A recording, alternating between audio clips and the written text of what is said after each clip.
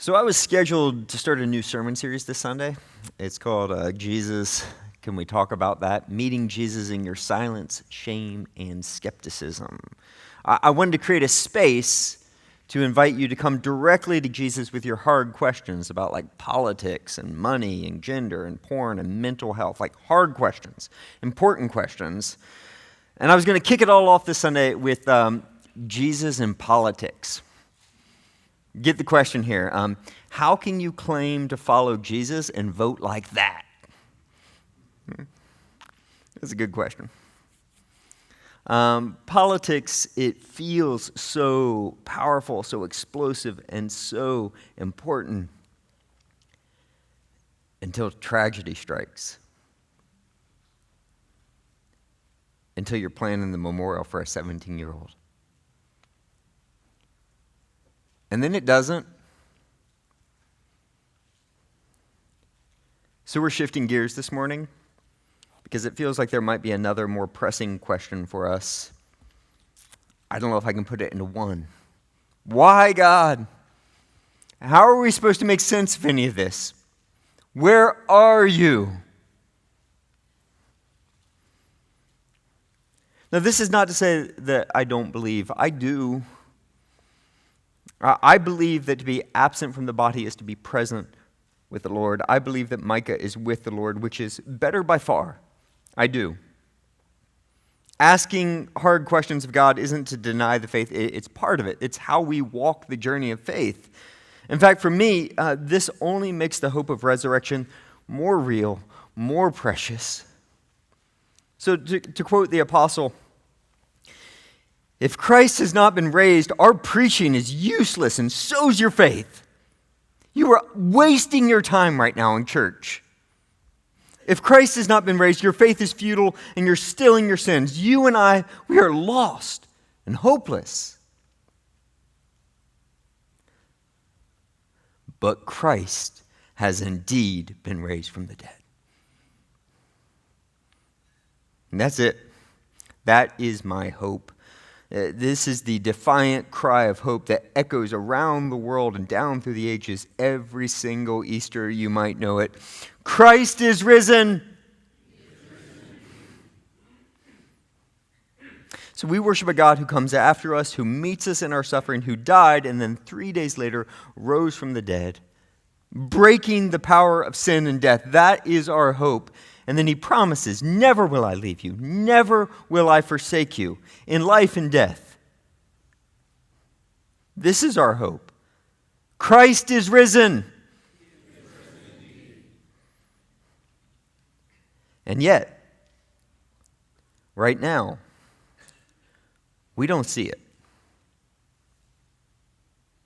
Not here, not on this day. We're waiting for faith to become sight. Here and now, I see one of the most beautiful families I know walking through unspeakable grief. I see friends and classmates and family members trying to find their way through the darkness. We are struggling. And maybe it's just me. But I've been your pastor long enough to know that it is not just Jacob who had to wrestle God in the dark. Eventually, all of us have to. And for many of us, we're there now. So I don't want to cheat you with easy answers. You have to wrestle with God in the dark. You have to. I can't do it for you. So if you ask me, like, why would God allow this? How are we supposed to make sense of this? Where is God? My honest answer is, I don't know. I can't explain this any more than you can. But that doesn't mean we're without a way forward. God has provided us a guide, a man who suffered unthinkable loss, who shows us how to wrestle with God in the dark, who gives us permission to grieve deeply and reason to not give up. He's someone who did not get the answers that he wanted, but somehow got the answers that he needed. This man is named Job. We're going to be in Job chapter 1, starting in verse 1. This is his story. In the land of Uz, there lived a man whose name was Job. This man was blameless and upright. He feared God and shunned evil. He had 7 sons and 3 daughters. He owned 7,000 sheep, 3,000 camels, 500 yoke of oxen, 500 donkeys, and a large number of servants. He was the greatest man among all the people of the East. So here we are in the land of Uz. We meet this man who is truly great. He's wealthy, but generous. He's powerful, but he uses his power to serve others. He's godly, but he's not judgmental. He is known for his extravagant kindness to orphans, widows, strangers, those in need. He was the greatest man, we're told, among all the people of the East. Verse 6. One day, the angels came to present themselves before the Lord, and Satan also came with them. So I want you to notice the scene shift. We are not in Uz anymore. We are up, above the clouds, above the sky, above the sun, moon, stars, above all things, in the highest of heavens. We're in the very throne room of God, and the angels, these heavenly beings, are presenting themselves before the Lord, reporting to him the way like an ambassador or cabinet members might report to a king. And among them is the fallen angel who's gone by many names, Beelzebub, the devil, the prince of the power of the air. Here he's referred to by his oldest name, which isn't really a name, but a title. Satan. In Hebrew, it's literally Ha-Satan, the Satan, which translates the accuser. And that is who he is. He is the one who stands against you, who accuses you before God, who looks for ways to undo you, who questions God's rule. The Lord said to Satan, "Where have you come from?" Satan answered the Lord, "From roaming through the earth, going back and forth on it." Then the Lord said to Satan, "Have you considered my servant Job? There's no one on earth like him. He is blameless and upright, a man who fears God and shuns evil." "Does Job fear God for nothing?" Satan replied. "Have you not put a hedge around him and his household and everything he has? You've blessed the work of his hands so that his flocks and herds are spread throughout the land. But now stretch out your hand and strike everything he has, and he will surely curse you to your face." Hear this. This has a lot. This is about a lot more than Job. This is about all of us. Hear Satan's accusation here. He's saying, Job isn't really committed to you. He doesn't really love you. No one does. The only reason Job or anyone worships you is because you bless them. Remove the blessing, and you will see. Now, to appreciate the context, you have to understand that in the scriptures, who God is, who he is, his very person, and how he relates to people is described in terms of covenant. Follow me here. Covenant as opposed to contract. This is an important distinction. Follow this. So we know contracts. For most of our lives are lived here. That if you do this for me, I'll do this for you. It's transactional. Transactional relationships. It's based on performance. It's fundamentally conditional. If you do this, then. If you're like this, then I'll love you. But a covenant is something entirely different. It is not an exchange of goods and services. It's not performance-based. It's an exchange of persons. I am yours and you are mine. It's family. So what do you do to become part of your family? Anything? What would you do? Nothing? Be born? Exist. You see, at its best, family is not based on performance or if-then conditions, but it's held together by unconditional love, unyielding commitment to one another. Yes, there are exceptions. There are parents who only love their children if they perform, if they're good, if they do stuff. And there are people who get cut off from their family because of abuse, betrayal, and the like. But the very fact that we find this so deeply broken and wrong proves the point. It's not supposed to be that way. So the last vestige of covenant in our culture is marriage. I am yours, you are mine, for better, for worse, for richer, for poorer, in sickness and in health, till death do us part. So the difference between a contract and a covenant is the difference between marriage and prostitution. They might look similar on the outside, but there's something entirely different underneath it all. And this is Satan's accusation. He's saying that there is no such thing as covenantal love. No one would remain faithful to you, God, if you didn't give them what they want. The only reason people worship you is because you give them what they want. It's like saying the only reason your spouse stays with you is because you keep paying the bills. If you lost your job, they would drop you like a bad habit. It is a terrible accusation. So here's the question. Is Satan right? Are we all just using God to get what we want? Is there anyone who would remain faithful to God if there was no selfish reason to do so? Verse 12.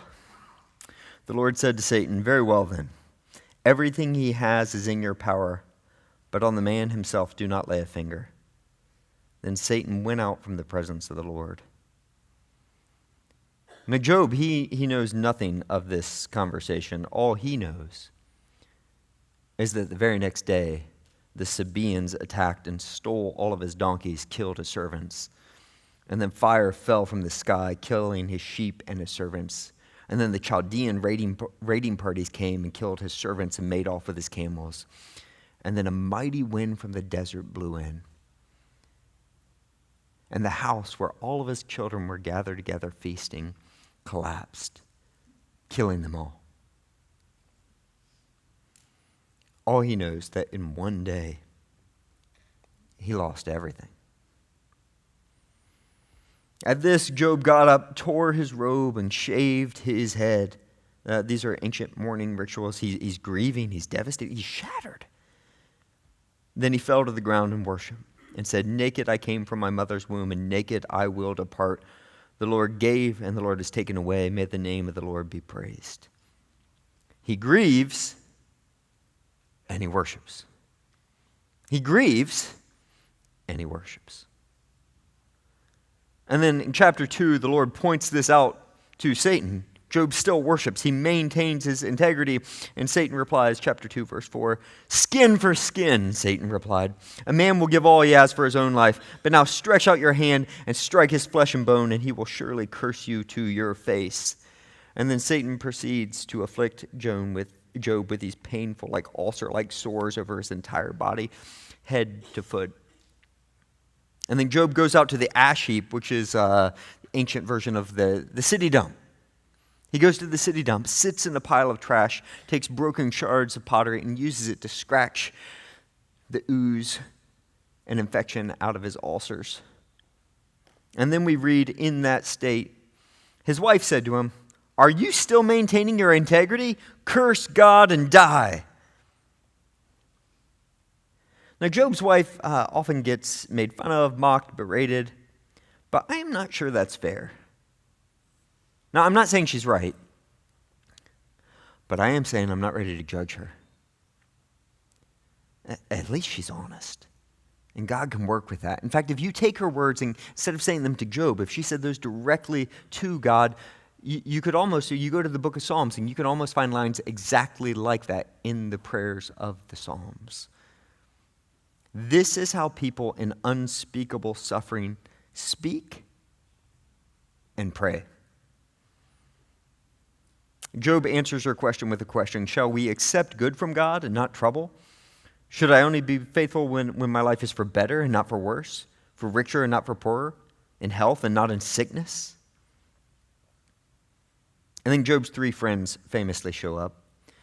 When Job's three friends, Eliphaz the Temanite, Bildad the Shuhite, and Zophar the Naamathite, heard about all the trouble that had come upon him, they set out from their homes and met together in agreement to go and sympathize with him and comfort him.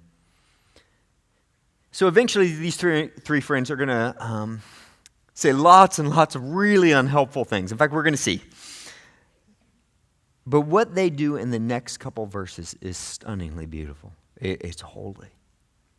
So this Hebrew word for sympathize here literally means to go back and forth or rock back and forth. Here's the image. It's the image of friends taking on his grief. So in the ancient world, when you experience something traumatic, in shock, you would rock back and forth and cry. And so they see him and they take on his suffering. They enter into it with him. They start rocking back and forth and crying with him.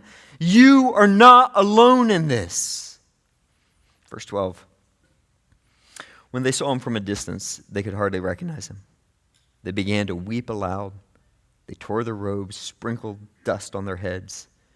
Then they sat on the ground with him for 7 days and 7 nights. No one said a word to him because they saw how great his suffering was. Earlier this week, I spoke with a father who lost his teenage son 5 years ago. He had reached out to me to share some of his experience with how to care for someone in the middle of such loss and grief. And he said, just be there. Don't try to explain. Don't try to fix.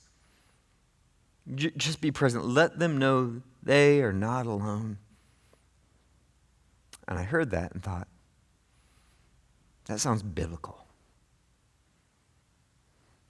So the book of Job might be the oldest book in the Bible. It's a Bronze Age text. Scholars think that it was written sometime about 4,000 years ago. And yet, with all of our modern advancements, somehow these words seem to capture something that we are still only beginning to understand. Yeah, so Abraham, he may have read this when he buried his wife Sarah. Ruth when she buried her husband. David when he buried his son Absalom. Jesus when he heard that his cousin, John the Baptist, had been killed. And now, it's our turn. So I wish the story went straight from here, from his friend sitting in silence, grieving with him, to chapter 38, where God shows up in a whirlwind and answers Job, meets Job in his suffering. But that is not how the story goes, because that's not how grief goes. After 7 days of silence, Job speaks, but what follows is then this agonizing, brutal, hard to listen to conversation, a conversation that I wish we could skip over, but it's here for a reason. Chapter 3. Job curses the day of his birth. May the day of my birth perish, and the night that said, a boy is conceived, that day may it turn to darkness. May God above not care about it. May no light shine on it. I wish that day never existed. And he goes on like this for 26 verses. He understandably drops into what we might call depression. And this makes Job's friends really uncomfortable. Suddenly, they're afraid that Job is going to say something against God, that he's going to say something, he's going to speak blasphemy. And so in their anxiety and their need to fix everything, they speak. They attempt to explain what cannot be explained. They pretend like they know what they do not know.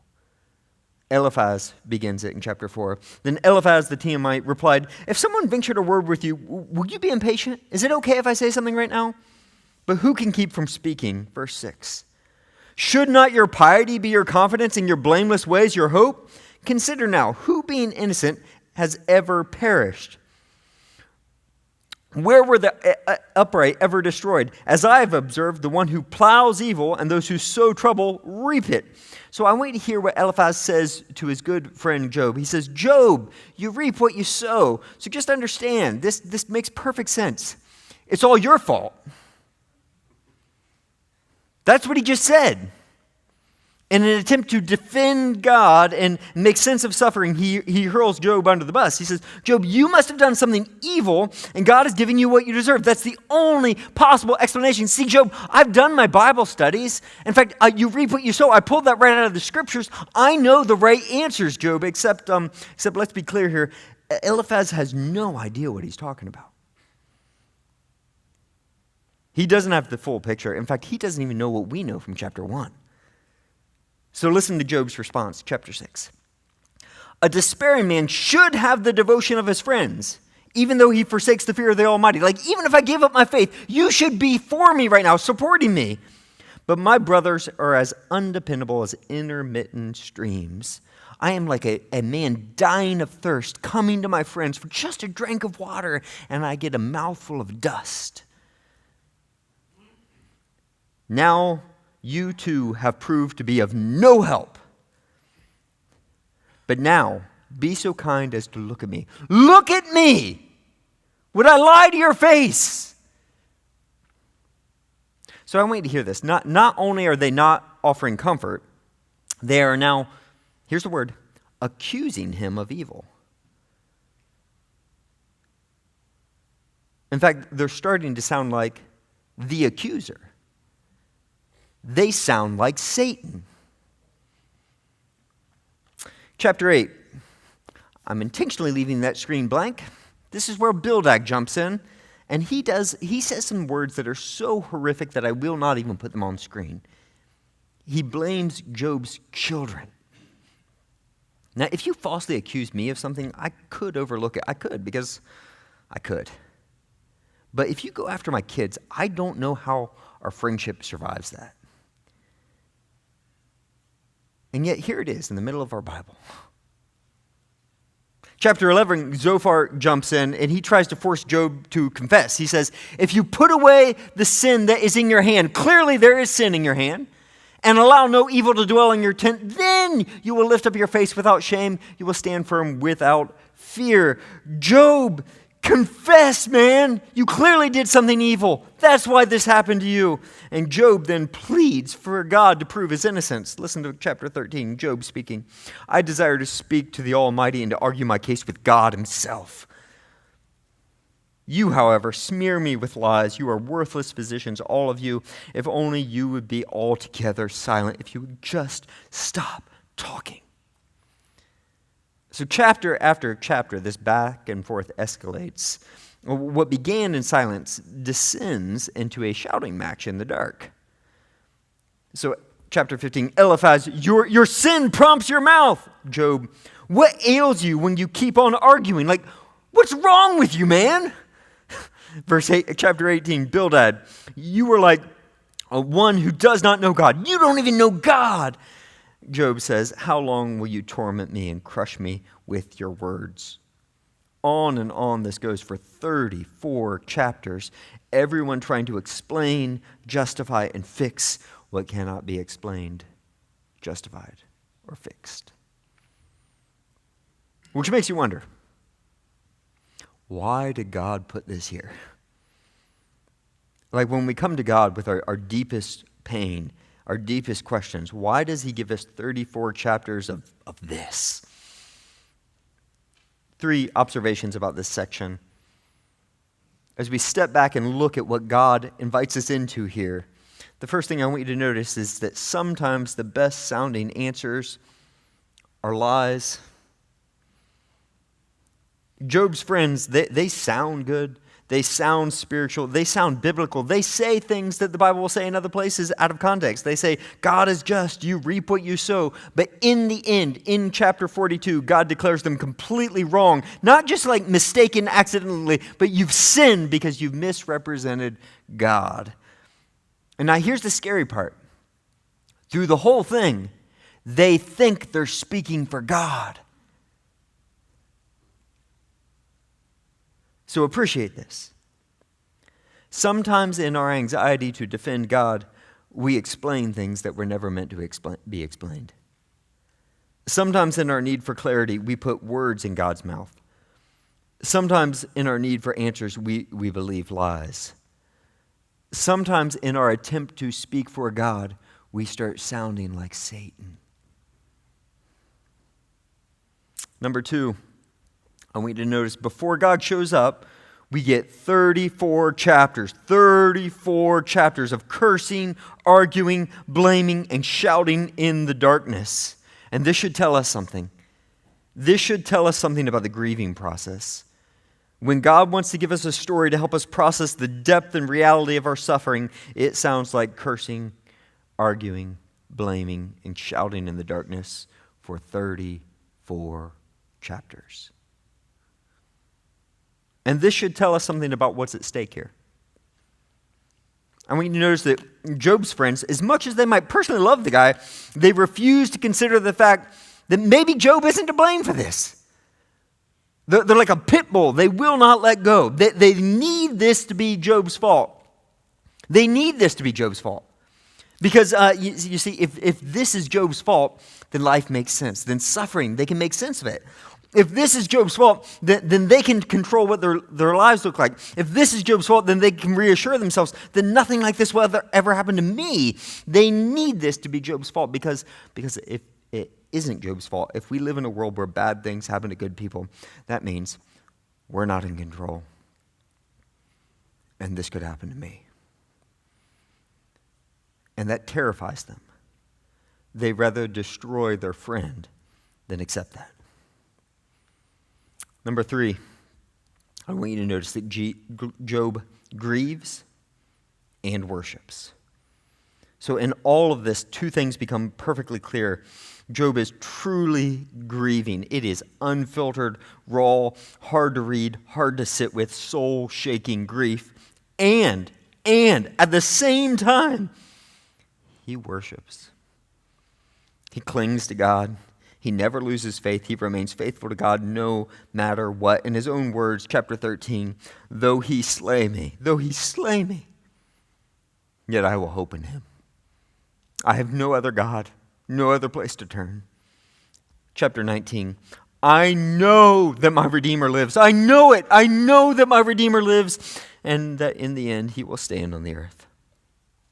See, in Job, we see grief and worship, depression and hope, doubt and faithfulness together at the same time. And that's real. That's life under the sun. Until Jesus returns, this is the path we walk, weeping and rejoicing, grieving and worshiping together.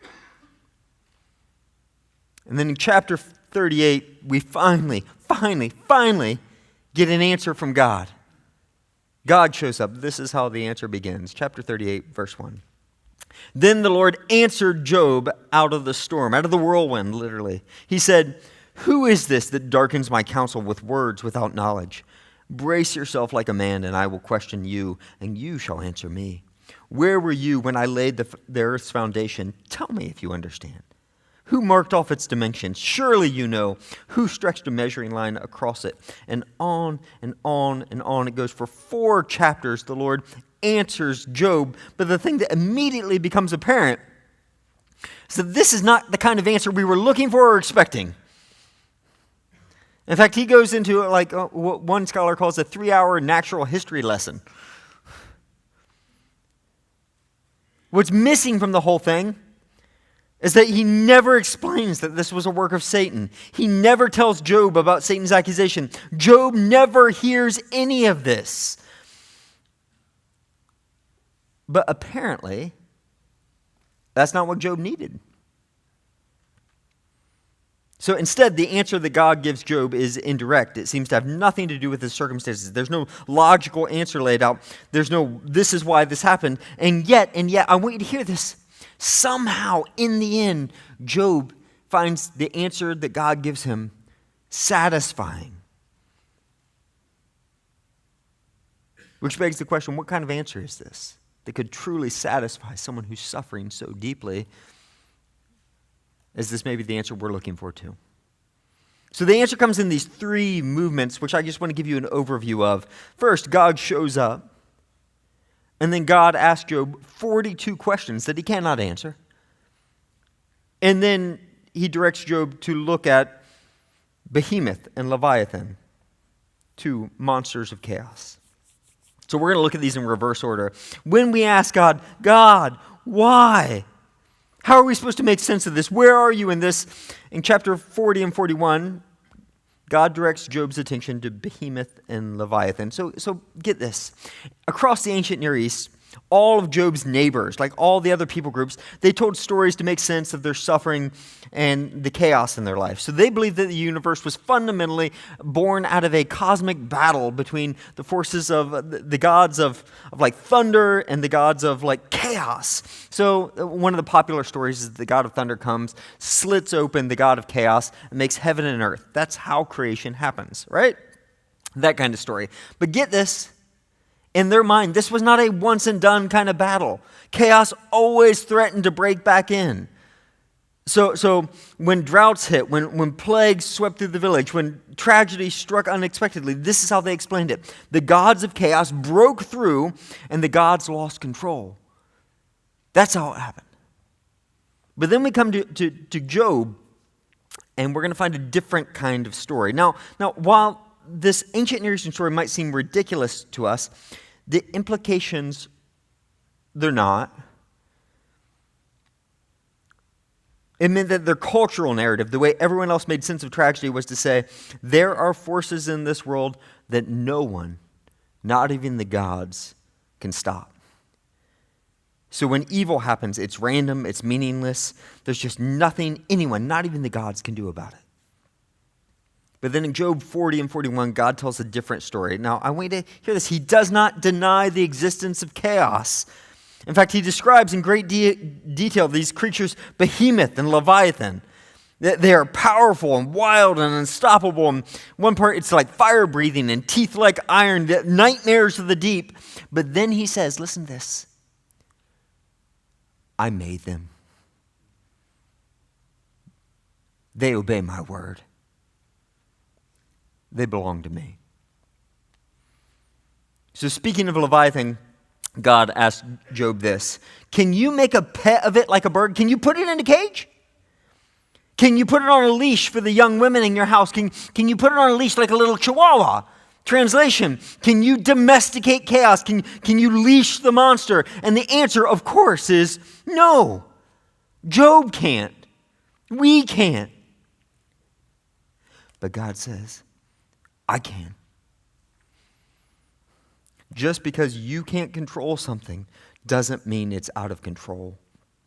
God is saying, Job, I know it feels like your life is being swallowed by chaos, but chaos does not get the final word. I do. I am not distant. I am not defeated. I am not powerless. I am the Lord Almighty. Even over Behemoth and Leviathan. And then in the second movement, in chapter 38 and 39, God asked Job these 42 questions that Job simply cannot answer. Here's a sampling.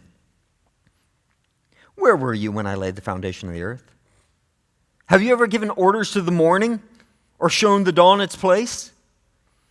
Have you journeyed to the springs of the sea or walked in the recesses of the deep? Have you comprehended the vast expanses of the earth? Tell me if you know. On and on, 42 unanswerable questions. Now, why do you think God might do this? Do you think maybe, just maybe, God is helping Job embrace his limits? Helping Job come to accept the fact that he can't know and can't control almost anything. That even if God tried to answer all of Job's questions, do you think that would be enough? Do you think that if a rational explanation was given to Job, that would really be what he needed at that moment? So one of my favorite heroes is Corrie. I don't know if you're familiar with her. Holocaust survivor, wrote this epic book, The Hiding Place.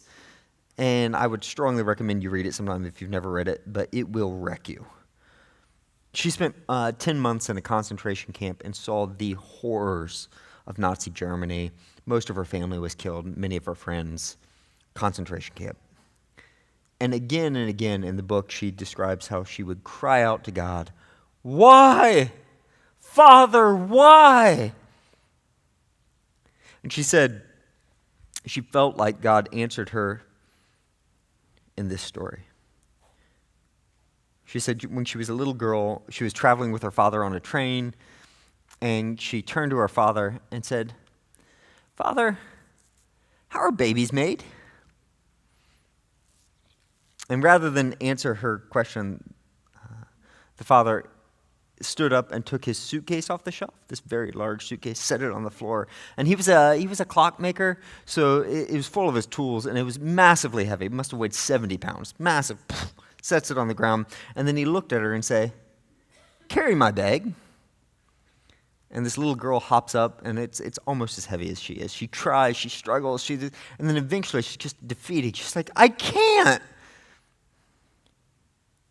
And he said to her, "I wouldn't be a very good father if I asked you to carry something that you were not strong enough to carry. For now, you'll just have to trust me to carry this for you." I wonder if Job 38 and 39 is that. God asked Job, "Hey, can you cause the night to become day and the day to become night? Can you measure the foundations of the earth? Can you count the stars? Can you call forth the stars to move on their courses?" And to each of these, Job cries out, "I can't. I can't, Lord." Now, he wouldn't be a very good father if he asked us to carry things that were too heavy for us. Now, maybe someday we will discover how God was working in the midst of our suffering, but for now, you're just going to have to trust him to carry it for you. Last, and ultimately, we see God's answer is that he shows up. In the end, this is the answer. His presence is the answer. God is with him. Which I don't know about you. That for me, that can feel a little bit maddening. I want to know why. I want answers that I can understand. I want something that makes sense to me, but God doesn't seem to think he needs to explain himself to us. Or maybe he thinks that if he did explain, we wouldn't be able to comprehend it. Or maybe the best answer, the only truly satisfying answer, is one that can't be put into words. Maybe what we most need is not to hear some rational explanation, but for God himself to show up, enter into our world, experience the hell we're experiencing, meet us in our suffering. Like, we need a God who won't stay up there in the highest of heavens, but in humility will become what we are, will weep with us, take our sufferings upon himself, experience what we're experiencing, and then break the power of sin and death once and for all. What we most need is Emmanuel, God with us. And in Jesus, thanks be to God, that is the answer we get. I do not know why Micah died, but I know that God is not out of control. I know that we can trust God to carry the weight that we cannot carry. I know that Jesus is with us here now in our suffering. And I know that we do not grieve as one without hope. Because Christ is risen. Amen.